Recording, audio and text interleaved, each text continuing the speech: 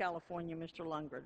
The gentleman is recognized for 2 minutes. I thank the gentlelady for yielding. And, Mr. Speaker, I come from the state of California, which has been hit about as badly as any state in the Union with the burst of the housing bubble, and particularly in my part of the state of California. So I know, and I am earnestly hopeful, that we will enact legislation that will be of benefit to that phenomena that has occurred throughout this country.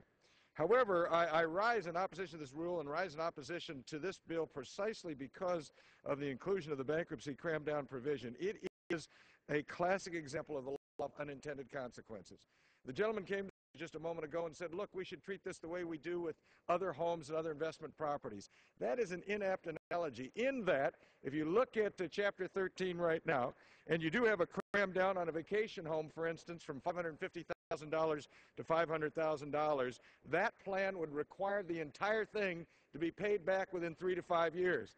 That's not the proposal we have here on the floor with respect to primary residence. This would be extended over 30 years. That would create an additional uncertainty in the marketplace so that the accessibility, the eligibility, and the low rates that are now given in the arena of primary homes as opposed to other homes or other investments would be in jeopardy.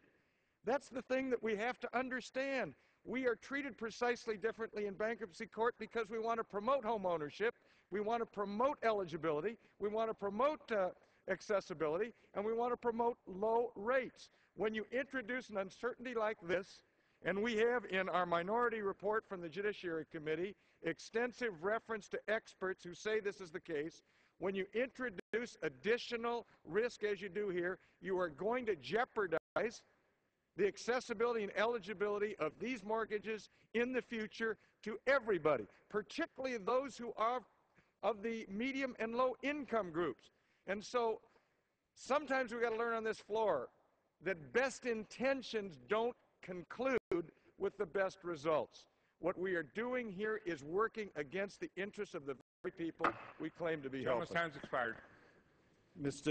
Speaker, I would inquire of the gentlelady from North Carolina if she has any remaining speakers. Yes,